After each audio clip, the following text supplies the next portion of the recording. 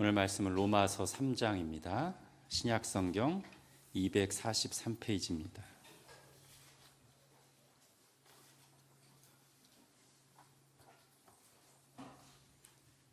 신약성경 243페이지 로마서 3장 25절부터 26절까지 하나님의 말씀을 제가 읽겠습니다.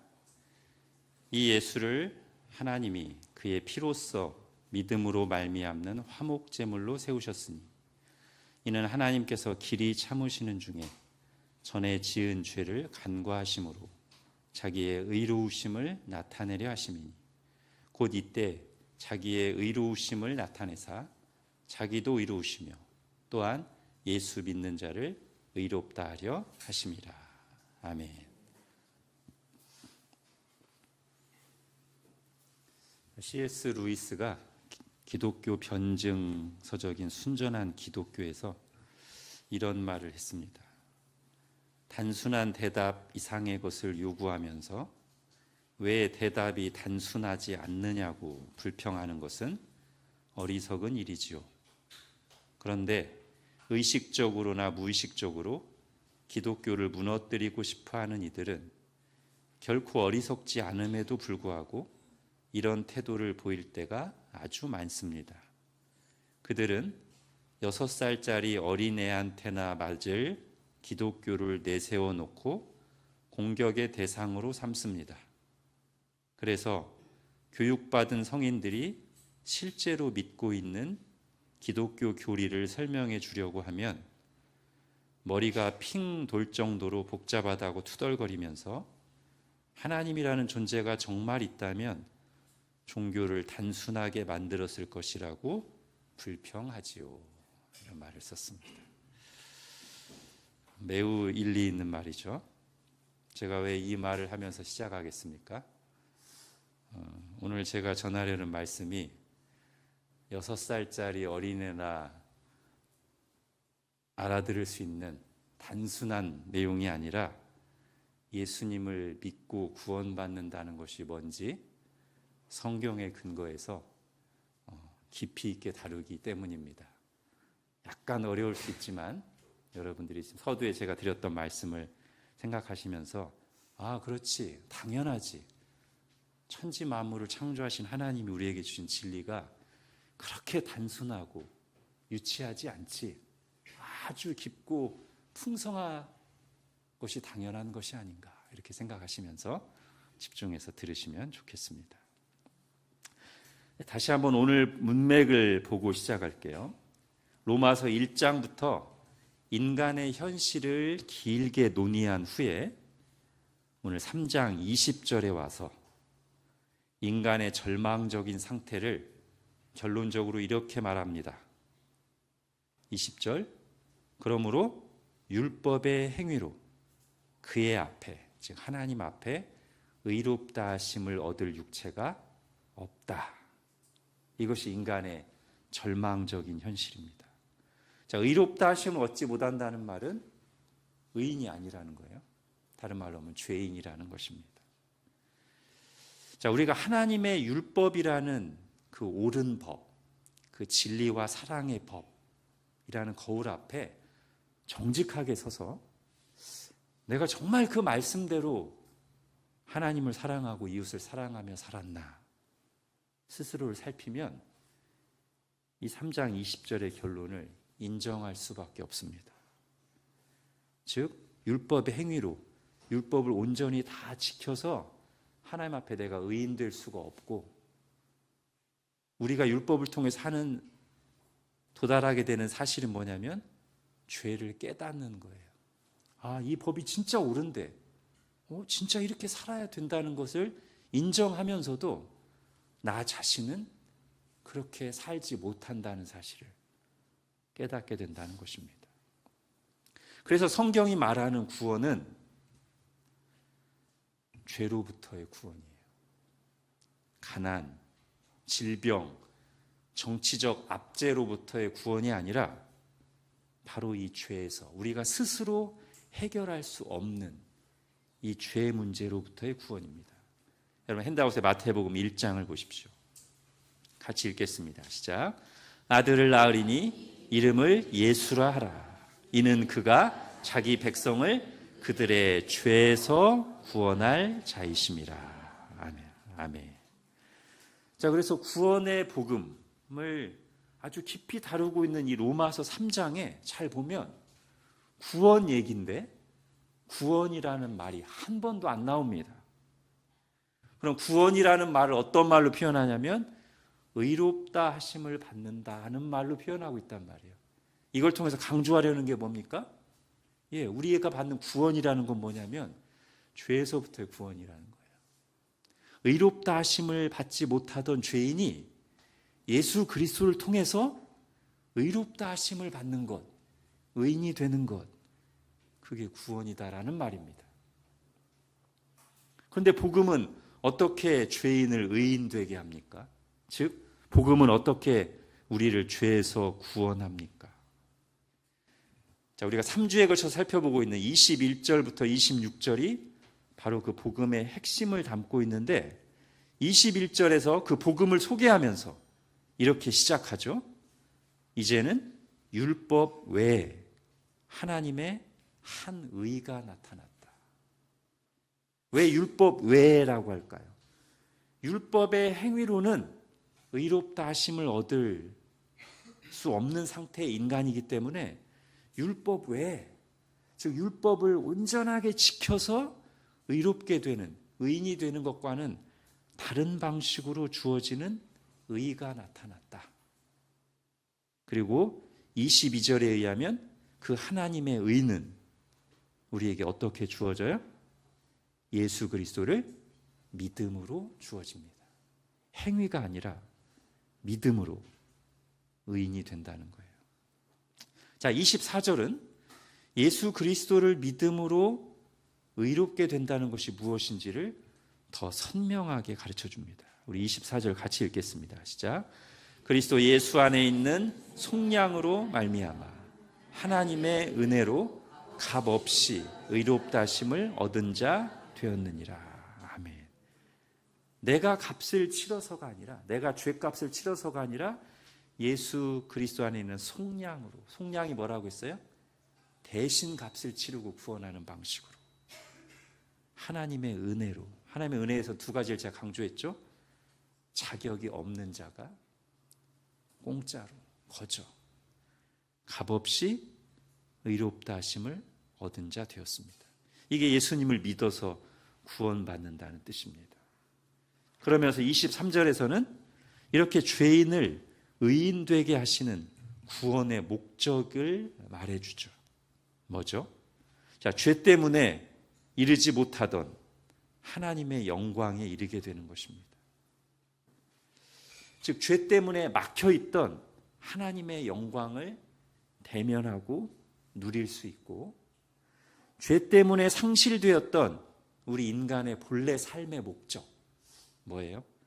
하나님의 영광을 위해 살아가는, 하나님의 영광이 되는 그 본래의 목적을 회복하는 것입니다. 이것이 죄로부터의 구원입니다. 즉, 나를 힘들게 하던 문제만 해결되는 게 성경에서 말하는 구원이 아니라 하나님과의 관계가 회복되는 것, 이것이 죄에서의 구원이고, 형벌만 면하는 게 아니라 하나님 사랑, 이웃 사랑의 삶을 살면서 하나님께 영광이 되는 것, 하나님을 영화롭게 하는 것이 죄에서 구원받은 목적이에요. 자, 이것이 구원이라는 것을 우리가 딱 인식하는 순간, 이 구원은, 즉 죄에서의 구원은 우리가 예수 그리스도를 믿을 때 우리에게 확정적으로 주어져서 결코 취소되는 일이 없지만, 하나님께서 우리를 구원하시면서 의도하신 모든 것들은 단번에 완전하게 주어지는 것이 아니라 과정을 통해서 완성에 이르는 방식으로 우리에게 성취된다는 거예요. 다시 설명하겠습니다. 죄를 용서받고 의롭다 하심을 받는 것, 칭의라고 하죠. 이것은 믿는 순간 일어나요. 100% 완전하게. 그러나 믿고 구원받은 우리가 하나님과 동행하면서 본래의 부르심대로 하나님의 영광을 위해 살고 하나님을 사랑하고 이웃을 온전히 사랑하며 사는 것, 그리고 은혜 안에서 죄와 싸우면서 점점 예수님을 알고 닮아가는 일은 성화라는 과정을 거쳐서 마지막 날에 영화롭게 되면서 완성된다는 것입니다. 다시, 중요하니까 다시. 하나님께서 우리를 향해서 야, 너는 더 이상 심판받을 죄인이 아니라 이제 의인이란다. 내가 사랑하는 자녀란다.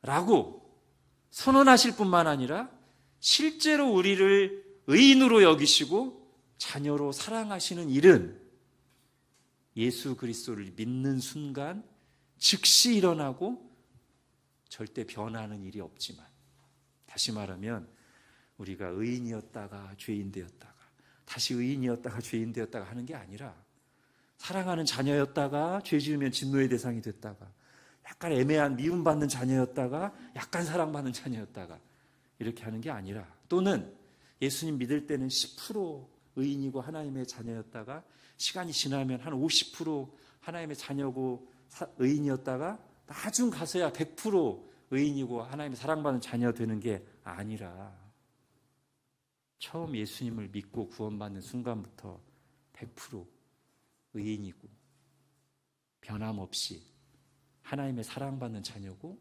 하나님은 한결같이 우리를 그렇게 대하시지만, 그러나 우리의 실제 상태로 보자면 우리가 의롭게 살아가는 일은, 하나님의 말씀을 따라 의롭게 살아가는 일은 단번에 완성되는 게 아니라 이 땅에서 내내 영적 싸움을 싸우면서 내 속에 있는 죄와 싸우면서, 또는 나의 그런 죄를 부추기는 세상 죄와 싸우면서 변화의 과정을 겪고 부분적으로 이루어지고 맛보고 경험하다가 예수님이 재림하실 때 완전하게 이루어진다는 것입니다. 자, 이렇게 21절부터 24절까지 사실상 복음의 핵심 내용이 다 들어있어요. 근데 오늘 본문은 그렇다면 복음에 대해서 추가로 무슨 말을 하려는 것일까요? 자, 심판받아 마땅한 죄인이 믿음으로 의인이 된다는 사실에서 제기될 수 있는 문제가 있습니다.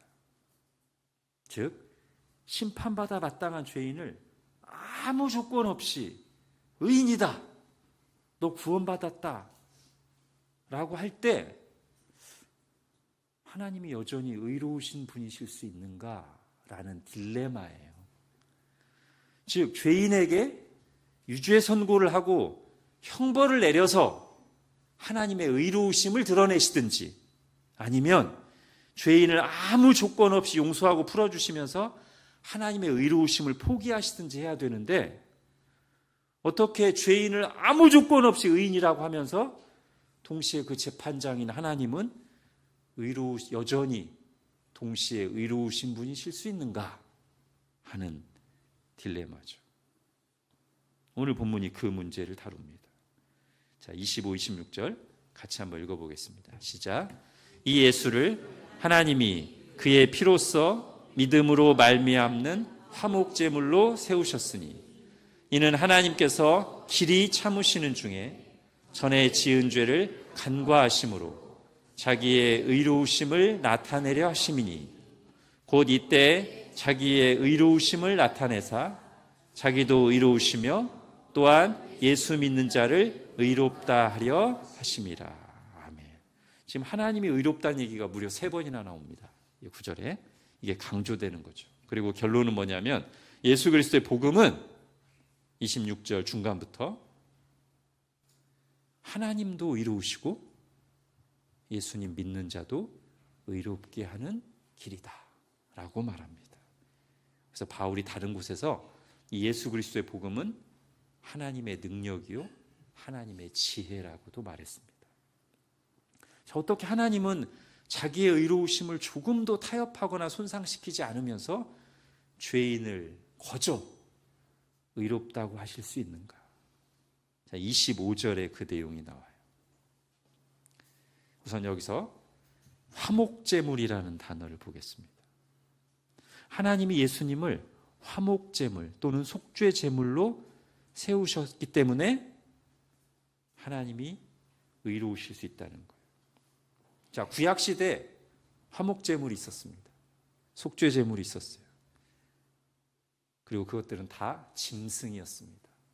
소나 양을 화목제물, 즉 하나님과 인간을 화목하게 하는 제물 또는 속죄제물, 하나님 앞에서 범한 인간의 죄를 해결하는 제물로 소와 양을 드렸습니다. 그런데 여러분, 한낱 짐승이 어떻게 인간의 죄를 대신 짊어질 수 있겠습니까? 어떻게 짐승이 흘린 피가 인간이 흘려야 될 피를 대신할 수 있겠으며, 짐승의 죽음이 인간이 받아야 될 심판을 충분히 대신할 수 있겠어요? 만일 사형에 해당하는 죄를 지은 사람이 짐승 한 마리 값을 벌금으로 내기만 하면 죄가 없다, 석방이라고 선언한다면 과연 그 재판장이 의로운 재판장이라고 할 수 있겠습니까? 아니죠. 마찬가지입니다.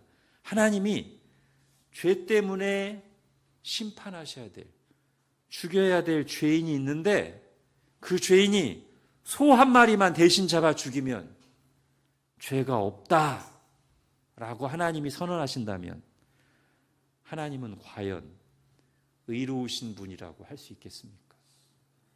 아니죠. 짐승 제물은 결코 인간의 죄값을 충분히 대신 짊어질 수 없습니다.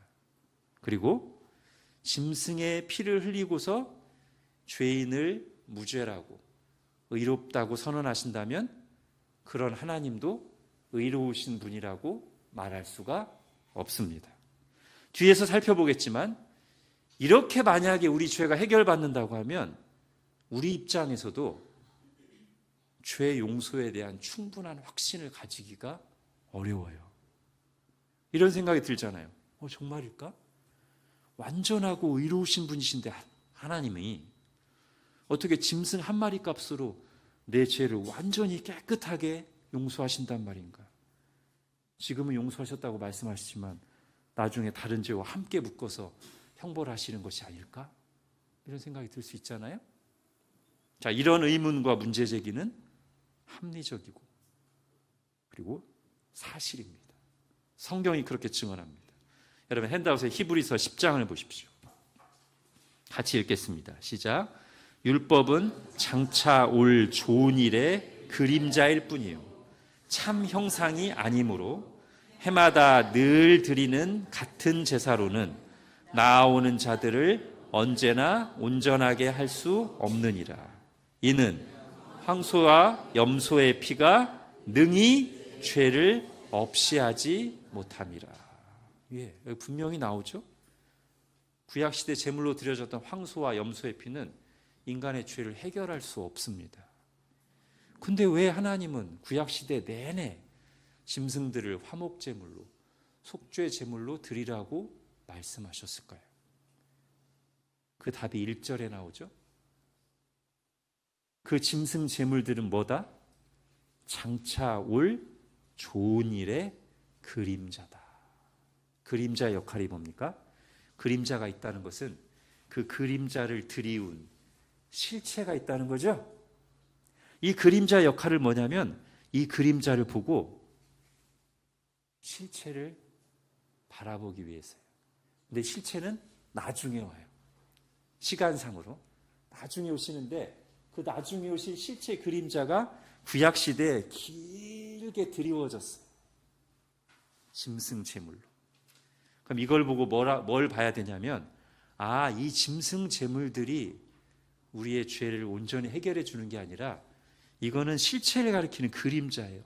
실체는 뭐냐면 우리의 죄를 정말 확실하게 완벽하게 해결해 줄 진정한 화목제물, 완전한 속죄 제물인 장차 오실 예수 그리스도세요.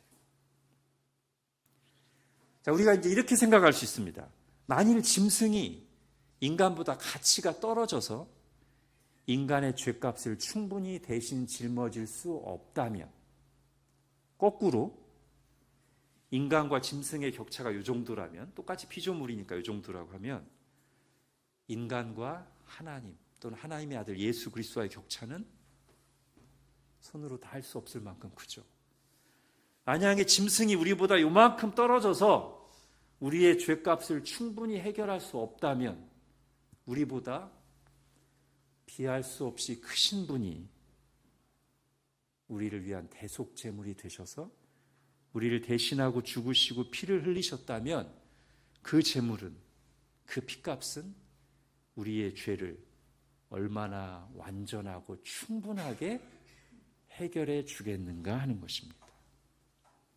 좀 더 쉽게 비유로, 만약에 사람의 죄 때문에 짐승의 화목제물을 드리는 것이 1억 원을 지불해야 해결되는데 100만 원을 지불하는 거라 부족한 거라면 하나님의 아들이신 예수님께서 나를 위한 화목제물이 되신 것은 1억 원을 지불해야 되는데 수천조, 아니 그거보다 훨씬 더 헤아릴 수 없는 값을 지불하신 것이 아니겠습니까? 만일 하나님께서 짐승 제물의 피를 흘려 죄인에게 무죄를 선언하시고 구원하신다고 하면 하나님이 의로우시다고 말하기도 어렵고 우리도 그렇게 받은 용서에 대한 확신을 갖기 어렵지만 하나님께서 자기 아들을 우리 대신 피 흘리게 하심으로써 우리를 용서하시고 구원하셨다면 하나님의 의로우심이 충분히 드러날 뿐 아니라 우리가 용서와 사랑을 받은 것에 대해서 넘치는 확신을 가질 수 있지 않겠습니까? 자, 하이델베르크 요리문답이 이런 내용을 문답의 형태로 정리해서 우리에게 들려줍니다. 자, 여러분 핸드아웃에 14문부터 제가 문을 읽으면 여러분 지금 들으신 내용을 생각하시면서 답을 함께 읽어주시기 바랍니다. 어떠한 피조물이라도 단지 피조물로서 우리를 대신하여 하나님의 의를 만족시킬 자가 있습니까? 하나도 없습니다.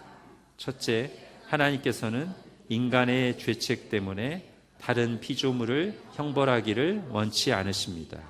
둘째, 어떠한 피조물이라도 단지 피조물로서는 죄에 대한 하나님의 영원한 진노의 짐을 감당할 수도 없고 다른 피조물을 거기에서 구원할 수도 없습니다. 그렇다면 우리는 어떠한 중보자와 구원자를 찾아야 합니까? 참 인간이고 의로운 분이시나 동시에 참 하나님이고 모든 피조물보다 능력이 뛰어나신 분입니다. 중보자는 왜 참 인간이고 의로운 분이셔야 합니까? 하나님의 의는 죄 지은 인간이 죄값 치르기를 요구하나 누구든지 죄인인 사람으로서는 다른 사람을 위해 값을 치를 수 없기 때문입니다. 중보자는 왜 동시에 참 하나님이셔야 합니까? 그의 신성의 능력으로 하나님의 진노의 짐을 그의 인성에 짊어지시며 또한 의와 생명을 획득하여 우리에게 돌려주시기 위함입니다. 그러나 누가 참 하나님이시며 동시에 참 인간이고 의로우신 그 중보자입니까? 우리 주 예수 그리스도, 즉 하나님께로서 나와서 우리에게 지혜와 의로움과 거룩함과 구속함이 되신 분입니다. 아멘. 자, 오늘 25절 말씀이 지금까지 말한 내용을 짧은 문장으로 담아내고 있는 것입니다. 이 예수를 하나님이 그의 피로써 믿음으로 말미암는 화목제물로 세우셨습니다. 이는 하나님께서 길이 참으시는 중에 전에 지은 죄를 간과하심으로 우리의 의로우심을 나타내려 자기의 의로우심을 나타내려 하심이니. 자, 그래서 25절의 내용 자체는 헷갈리거나 어렵진 않습니다. 다시 제가 말씀드리면 하나님께서 당신의 아들 예수님을 화목제물로 우리에게 내어주셔서 우리 죄값을 대신 치르고 피 흘리게 하심으로써 그를 믿는 사람들을 심판하지 않고 용서하신 하나님의 의로우심이 드러나셨다는 거예요. 그런데 25절의 해석을 어렵게 만드는 난해한 단어가 하나 있습니다. 간과하심이라는 단어예요. 전에 지은 죄를 간과하심으로 자기의 의로우심을 드러내신다. 이게 헬라어로 파레시스인데요. 성경에서 여기만 나오는 단어입니다. 이런 단어들이 어렵죠. 여러 번 나오면 그 용례를 보고 이런 뜻이구나라고 알 수 있는데 여기 딱 하나만 나와요. 이 파레시스라는 단어가. 그리고 우리말로 간과하다라고 또 유일하게 여기만 이렇게 번역됐습니다. 그런데 이 간과하다라는 우리말 뜻을 생각하면 이 번역이 아쉬운 거예요. 여러분, 간과하다 무슨 뜻이죠? 제가 사전을 그대로 가져왔습니다. 큰 관심 없이 대강 보아 넘기다, 또는 대수롭지 않게 대강 보아 넘기다. 이게 간과하다고요. 실제 우리가 일상에서도 그런 뜻으로 쓰죠. 예를 들면 제가 이 문제에 간과하면 안 돼요. 그 말이 무슨 뜻이에요? 이 문제를 대수롭지 않게 보고 대충 넘기면 안 돼요. 이런 뜻이잖아요. 그런데 이런 뜻으로 지금 25절 해석을 하면 이상하잖아요. 하나님께서 죄를 간과하신다? 즉 하나님께서 죄를 큰 관심 없이 대수롭지 않게 대강보아 넘기신다? 여러분, 이게 맞습니까? 하나님은 결코 죄를 그렇게 다루지 않으십니다. 지금 하나님 앞에서 죄 문제가 인간의 가장 큰 문제이기 때문에 복음은 그 죄 문제를 해결하기 위해 등장한 것이고, 로마서에서도 이 죄 문제를 이렇게 집중해서 다루고 있는데 갑자기 하나님께서 죄를 큰 관심 없이 대수롭지 않게 대강보아 넘기심으로 자기의 의로우심을 드러내신다? 말이 안 되잖아요. 그죠? 더군다나 죄를 그렇게 대충 넘겼는데 그게 하나님의 의로우심을 드러내는 방법이 된다? 이것도 말이 안 되고요. 자, 근데 왜 이렇게 번역했을까요? 성경을 번역하는 사람들이 대충 했을 리는 없습니다. 간과했을 리 없어요. 그죠?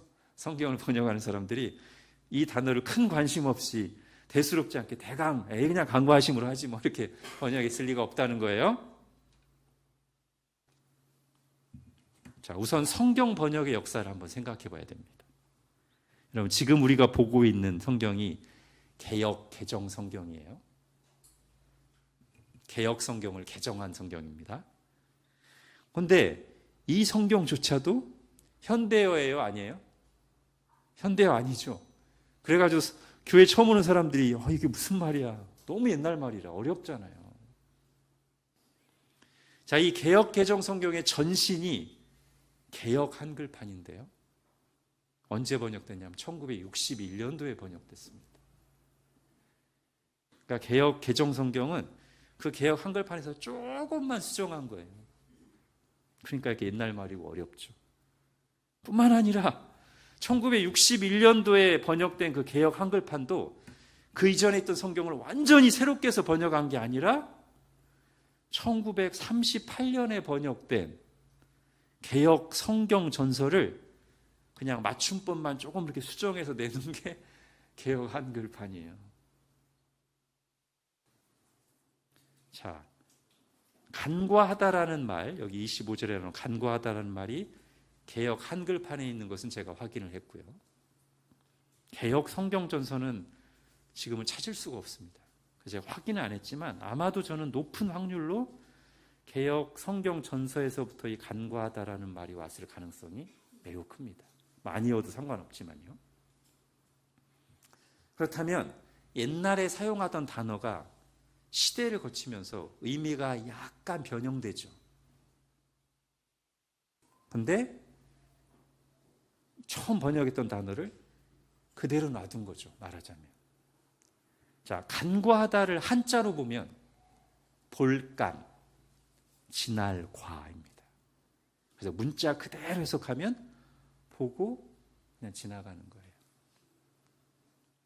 제가 AI를 보니까 AI가 국립국어원을 참고해서 이렇게 설명했습니다. 이게 원래 의미인데 시간이 흐르면서 중요성을 인식하지 못해 대수롭지 않게 여기거나 놓치다라는 의미로 그 범위가 축소되며 현대적인 쓰임새로 자리 잡았다. 이렇게 설명하더라고요, AI가. 그러니까 오늘날 우리가 쓰는 의미인 대수롭지 않게 대강보아 넘기다가 아니라 아마도 원래 이 단어를 번역할 때는 한자의 문자적인 의미인 보고 그냥 지나가다라는 뜻으로 썼을 거라고 보는 거예요. 그리고 그런 뜻의 의미라면 괜찮은 번역입니다. 보고 그냥 지나가다라는 뜻으로 해석하면 좋은 번역이라고 봐요, 저는. 거기에 조금 더 설명을 가미해서 보고 심판하지 않고 그냥 넘어가다, 지나가다. 그러면 정말 좋은 번역이고요. 자, 이런 의미로 우리가 생각하면 보고 그냥 지나가다 또는 보고 심판하지 않고 그냥 지나가다라고 하면 구약 성경에 나오는 중요한 구원 사건 하나가 떠오릅니다. 뭐죠? 유월절 사건이에요. 자, 여러분 핸드아웃에 출애굽기 12장을 보십시오. 유월절 사건을 기록하고 있는 본문이죠. 하나님께서 말씀하십니다. 내가 그 밤에 애굽 땅에 두루 다니며 사람이나 짐승을 막론하고 애굽 땅에 있는 모든 처음 난 것을 다 치고 애굽의 모든 신을 내가 심판하리라. 나는 여호와라. 내가 애굽 땅을 칠 때 그 피가 너희가 사는 집에 있어서 너희를 위하여 표적이 될지라. 내가 피를 볼 때 너희를 넘어가리니. 넘어가리니가 뭐예요? 심판하지 않고 그냥 지나간다는 거예요. 물론 이렇게 넘어서 지나가는 거죠. 재앙이 너희에게 내려 멸하지 아니하리라. 23절에도 다시 한번 여호와께서 애굽 사람들의 재앙을 내리려고 지나가실 때 문인방과 좌우 문설주에 칠해져 있는 어린 양의 피를 보시면 심판하지 않고 그냥 넘어 지나가시겠다는 거예요. 즉 예수 그리스도의 구원을 상징하는 구약 성경의 가장 대표적인 사건, 출애굽 10번째 재앙 때 무슨 일이 일어났던 거예요? 하나님이 어린 양의 피를 보시고 보고 그냥 지나가셨습니다. 이걸 기념하는 게 유월절이에요. 자, 다시 오늘 본문으로 와서 25절 앞부분에서 뭐라고 했습니까? 이 예수를 하나님이 그의 피로써 믿음으로 말미암는 화목제물로 세우셨어요. 그래서 내 대신 피 흘리신 예수님을 믿는 사람들은, 출애굽 사건으로 치면 내 대신 죽은 어린 양의 피를 문에 바른 사람들은 하나님이 어떻게 하신다?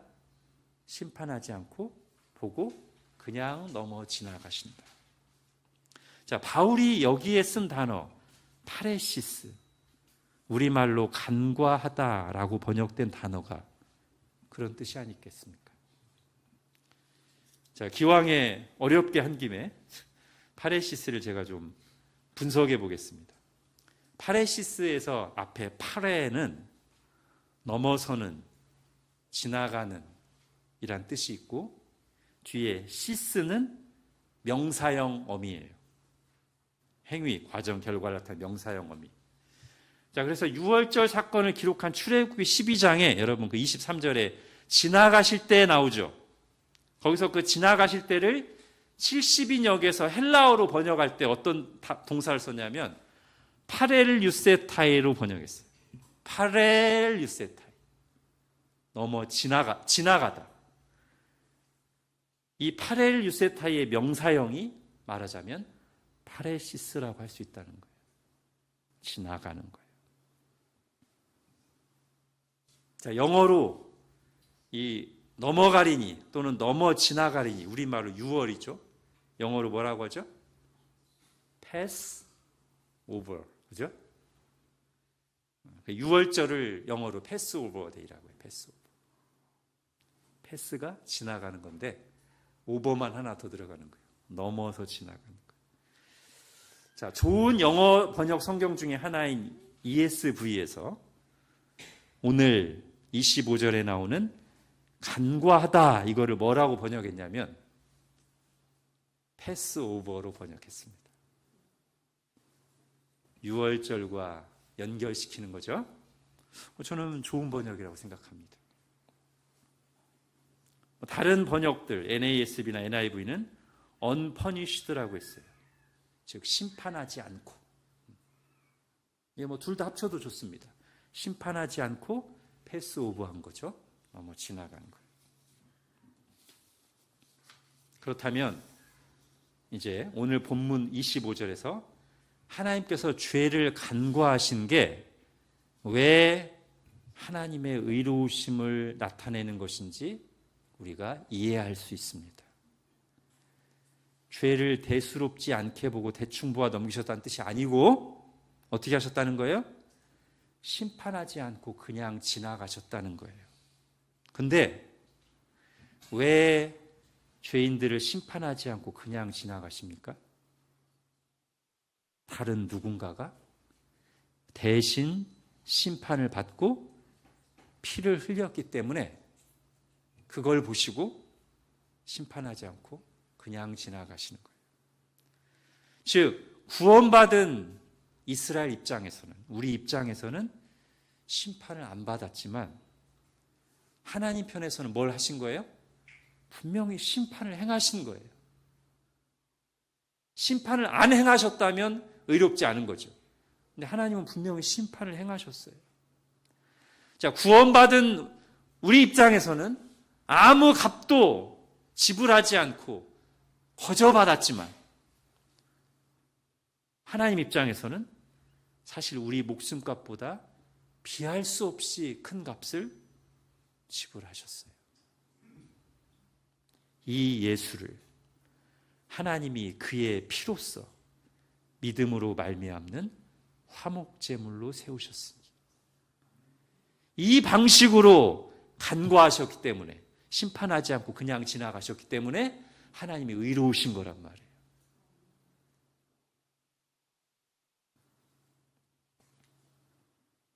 하나님의 아들께서 대신 심판받으시고 피 흘리시고 우리의 죄값을 넘치게 충분히 치르심으로써,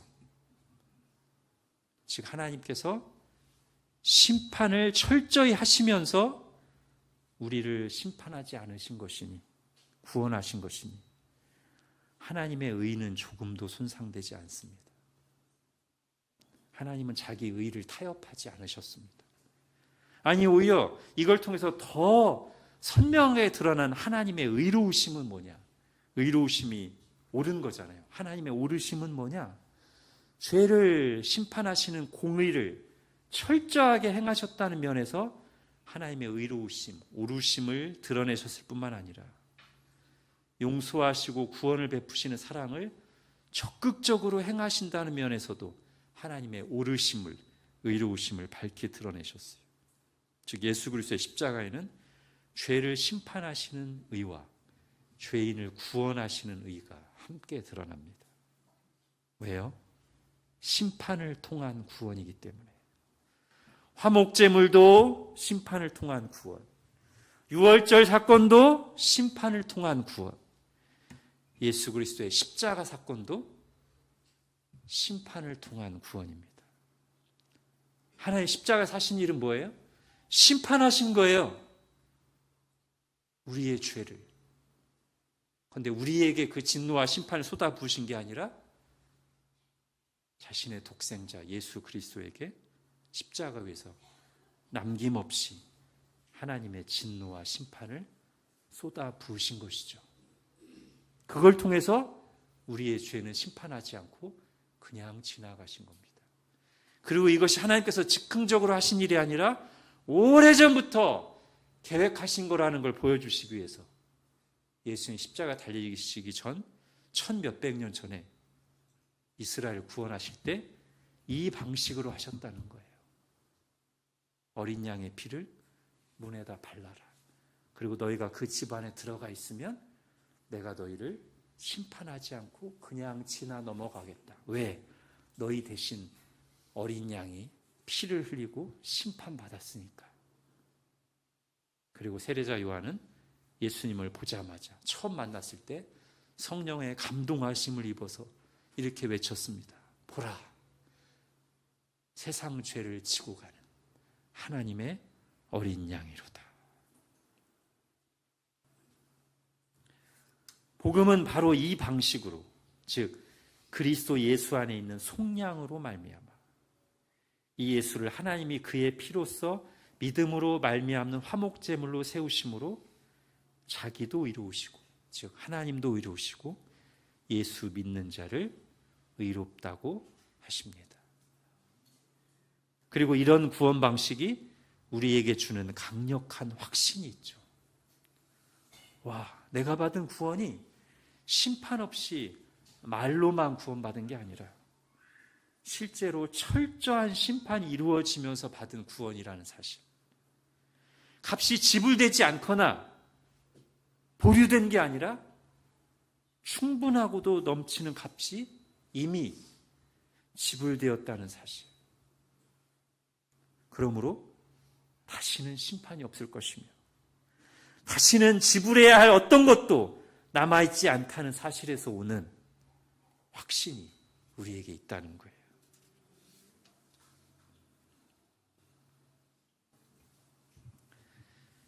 자, 오늘 본문에서 하나만 더 보겠습니다. 자, 오늘 본문에서 주의 깊게 봐야 될 단어의 쌍이 있습니다. 먼저 25절, 전에 지은 죄를 간구하심으로, 여기 나오는 전에라는 말이고, 26절에 곧 이때 자기의 의로우심을 나타내사, 이렇게 돼 있죠. 지금 전에 지은 죄와 이때 의로우심을 나타내는 게 이렇게 같이 짝을 이뤄서 나오고 대비되고 있어요. 그러면 전에는 언제일까요? 그리고 전에 지은 죄란 누구의 죄고 무슨 죄일까요? 생각보다 어렵습니다, 이거는. 자, 그보다 조금 더 쉬운 것부터. 그럼 이때는 언제예요? 자, 다른 역본들은 더 생생하게 지금 이때라고 번역했습니다, 보니까. 그럼 지금 이때가 언제예요? 바울이 강조하는. 예수님이 오셔서 우리를 대신해서 십자가를 지시고 죽으신 때죠. 자, 그게 지금 이때라면 25절에서 말하는 전에 지은 죄 할 때 전에는 언제? 예수님 오시기 전? 그럼 전에 지은 죄는 예수님 오시기 전에 지었던 죄일까요? 만약에 우리가 그렇게 단순하게 해석하면 그럼 전에 지은 죄, 예수님 오시기 전에 지었던 죄들에 대해서 예수님 오셔서 해결하신 거라면 예수님이 오시고 나서 범한 죄들, 우리의 죄는 여기서 말하는 전에 지은 죄에 포함이 안 되는가? 라는 질문이 나와요. 또는 그러면 이 전에 지은 죄는 우리까지 포함시키기 위해서 우리가 전에 지은 죄, 즉 우리가 예수님 믿기 전에 지은 죄라고 해석해도 역시 어려움에 봉착합니다. 우리가 예수님 믿기 전에 지은 죄는 예수님께 십자가 다 해결하셨는데 그럼 예수님 믿고 나서 지은 죄는 그럼 어떻게 돼요? 그죠? 자, 또 하나 질문, 더 깊이 들어가면 이런 질문도 나옵니다. 자, 예수님이 지금 이때에 오셔서 전에 지은 죄를 비로소 해결하셨다면 그럼 살아있는 사람들에게 해결될 수 있는데 예수님이 오시기 전에 훨씬 전에 죽은 사람들의 죄, 예수님이 지금 이때 오셔서 비로소 죄를 해결하셨어요. 그러면 예수님이 오시기 훨씬 전에 살다 죽은 사람들의 죄는 어떻게 해요? 그 사람들에게는 아예 죄를 용서받고 의롭다함을 받을 기회가 없습니까? 자, 로마서 4장에 가면요, 바울은 믿음으로 의롭다함을 받는 이 복음을 설명하기 위해서 구약시대의 인물을 예로 듭니다. 아브라함과 다윗입니다. 즉 바울은 아브라함과 다윗도 어떻게 구원받았다? 믿음으로 의롭다함을 받았다고 말하는 거예요.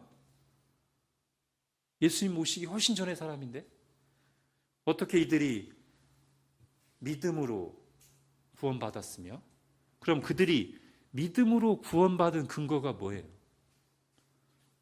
뭘 통해서 그들이 믿음으로 의롭다함을 받았습니까? 아브라함과 다윗이. 당연히 예수 그리스도의 대속을 통해서입니다. 구약시대의 모든 참된 신자들은 예수 그리스도의 대속을 근거로 믿음으로 의롭다함을 받았어요. 어떻게 해요? 예수님이 오시기도 전인데, 예수님의 십자가 대속 사건이 있기도 전인데, 사실 우리가 지금까지 누차 살펴본 겁니다. 구약시대에도 복음이 계시됐어요, 안 됐어요? 계시됐다고 지금까지 여러 번 말씀드렸잖아요. 자, 오늘 본문에서 21절을 보십시오. 이제는 율법에 하나님의 한 의가 나타났는데, 이 하나님의 한 의는, 즉 복음이 말하는 이 의는 어디서 증거를 받았다? 율법과 선지자들에게 증거를 받았다. 이 율법과 선지자가 구약 성경을 가리키는 표현이잖아요. 구약 성경에 이미 율법을 행해서 구원을 받는 것과는 다르게 의롭게 되는 이 복음이 계시되었단 말이에요. 예수 그리스도께서 아직 이 땅에 오지 않으셨고 십자가 대속 사건이 성취되지는 않으셨지만 예수 그리스도를 믿음으로 구원을 받는 복음은 이미 구약시대에 계시되었다. 어떻게 해요? 예언과 예표를 통해서. 오늘도 제가 앞에서 말씀드렸죠. 화목제물, 이게 다 예수 그리스도의 대속을 가리키는 예표잖아요. 모형이잖아요. 아까 쓴 표현으로 하면 그림자잖아요. 그리고 좀 전에 말씀드렸던 유월절 어린 양, 이게 다 예수 그리스도의 대속을 가리키는 그림자잖아요. 예표잖아요. 모형이잖아요. 그리고 족장들과 선지자들에게 말씀하신 수많은 말씀들 속에 예수 그리스도에 대한 예언이 다양한 방식으로 계시됐습니다. 구약시대에 택함받은 하나님의 백성들은 그것을 통해서 믿음으로 구원받았어요. 즉 그들이 직접 예수님을 알고 믿은 것은 아니었으나 그 당시 예수 그리스도를 예표하는 것들을 믿음으로 행하고 예수 그리스도를 계시하는 말씀을 믿음으로 구원받았는데, 그때 그들이 구원받은 근거는 자기들이 제물로 드린 양과 소의 피 흘림을 통해서 구원받은 게 아니라 그 양과 소가 가리키는 실체, 그 진짜 화목제물로 우리의 죄를 대속해 주시는 예수 그리스도의 공로로 구원받은 것이라는 말이에요. 그러므로 오늘 본문에 나오는 전에 지은 죄 그리고 이때라는 말을 그냥 시간적으로만 해석해서 어느 때까지 지은 죄는 예수님의 대속으로 해결되고 그 뒤에 지은 죄들은 어떡하지? 이러고 있으면 안 된다는 거예요. 제가 결론적으로 해석을 하겠습니다. 그래서 전에 지은 죄와 이때를 어떻게 해석해야 되냐면, 전에 사람이 어떤 식으로든 해결할 수 없었던 죄를 마침내 지금 이때 나타난 하나님께서 친히 성취하신 예수 그리스도의 십자가를 통해 구원받는 것이다 라고 해석해야 돼요.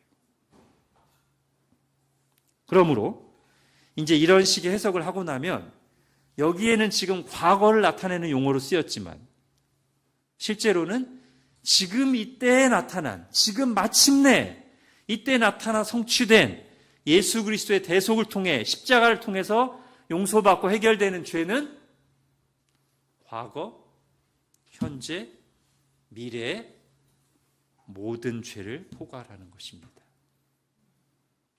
만일 과거의 죄만 해결되면 예수 그리스도의 십자가 사건은 계속 반복돼야 돼요. 여기까지 지은 죄를 해결하기 위해서 예수님 십자가 못 박히셔야 되고, 그 뒤에 지은 죄들을 또 해결하기 위해서 또 십자가에 못 박히셔야 되고.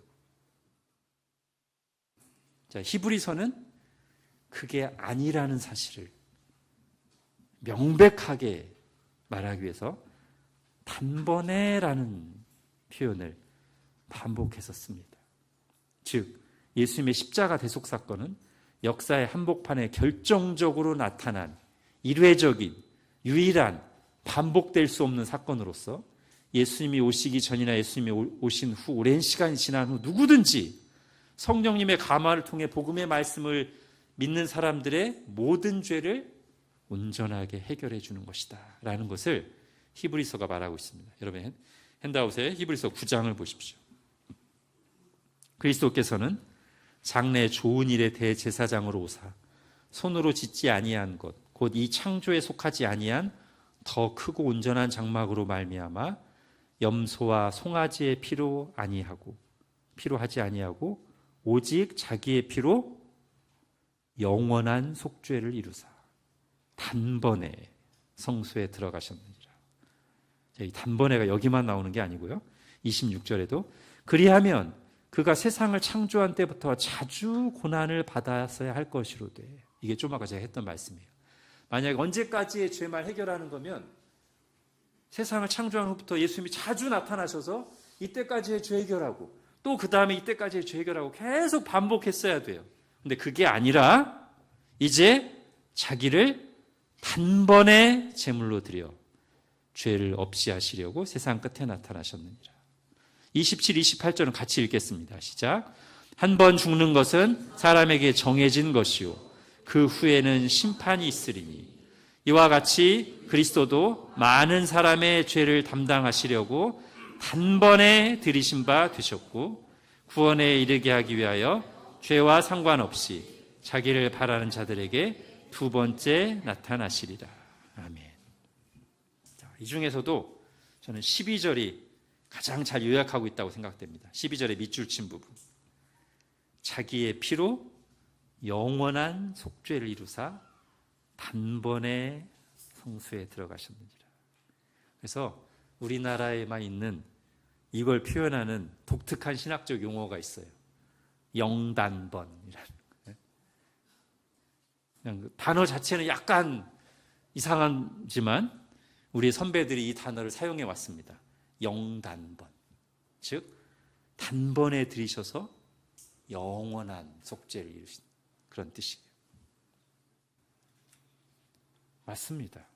예수님의 십자가 속죄는 영단번의 속죄제사입니다.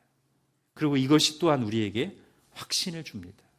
만일 예수님을 믿고 나서 지은 죄는 예수님의 십자가에서 해결된 죄가 아니라고 한다면 여러분 우리는 다시 구원받은 이후에 은혜가 아니라 행위로 돌아가는 두려움에 빠지게 될 거예요. 그러나 성경은 복음은 그렇게 말하지 않습니다. 예수 그리스도의 십자가 대속은 영단번의 제사다.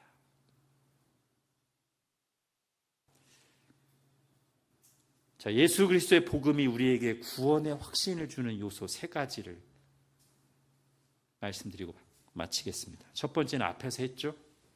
우리가 받은 구원은 심판을 통한 구원이다.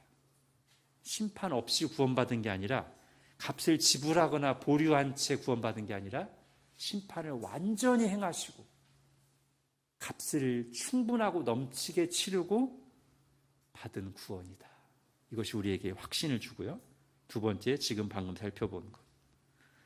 예수님의 제사는, 속죄 제사는 과거, 현재, 미래의 모든 죄까지 완전하게 해결하는 영단번의 제사다 라는 사실에서 우리가 확신을 얻고요.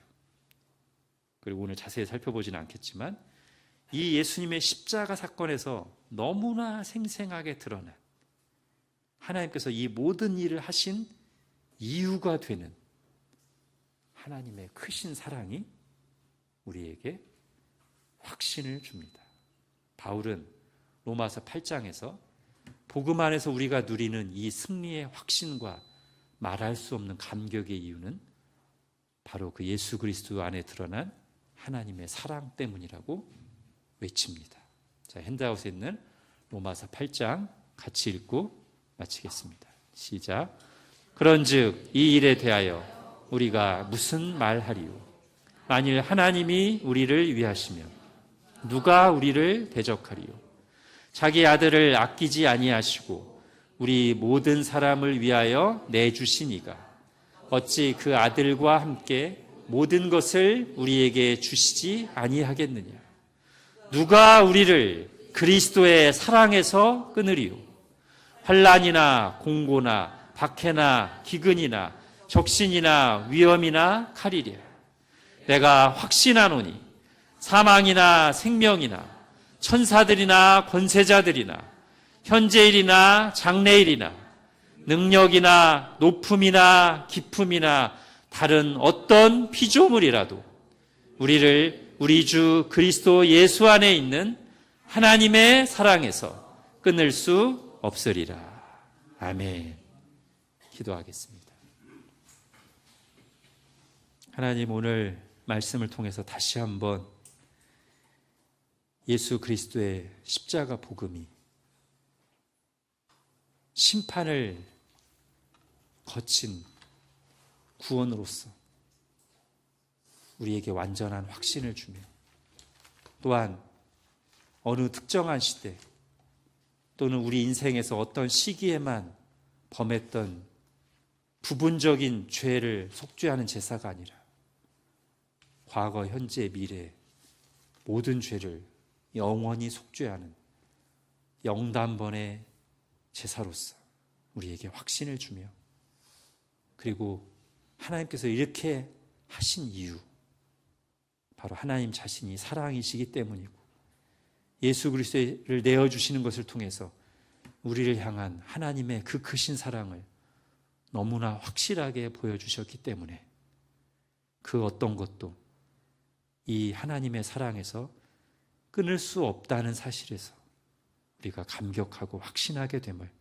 다시 한번 보았습니다. 하나님, 우리가 예수님을 믿는다고 할 때 어린아이와 같은 마음으로 믿되 그러나 그 내용을 알고 배우고 이해하고 적용하는 데 있어서는 어린아이처럼 유치한 수준에 머무는 것이 아니라 점점 더 바르고 깊이 깨닫고 그 이해와 적용에서 점점 더 성숙해가는 저희들 되게 하여 주옵소서. 그래서 알면 알수록 교만해지는 것이 아니라 알면 알수록 얼마나 내가 죄인이며 그런 나를 향한 하나님의 사랑이 크고 놀라우며 그리고 하나님께서 얼마나 치밀하게 계획하시고 오랫동안 말씀해 오셨고 그 말씀을 확실하게 성취하셨는가를 깨달음으로 더 깊은 감사와 확신에 거하며 겸손히 나 자신을 주님께 드리는 저희들 되게 하여 주옵소서. 예수님의 이름으로 기도합니다. 아멘.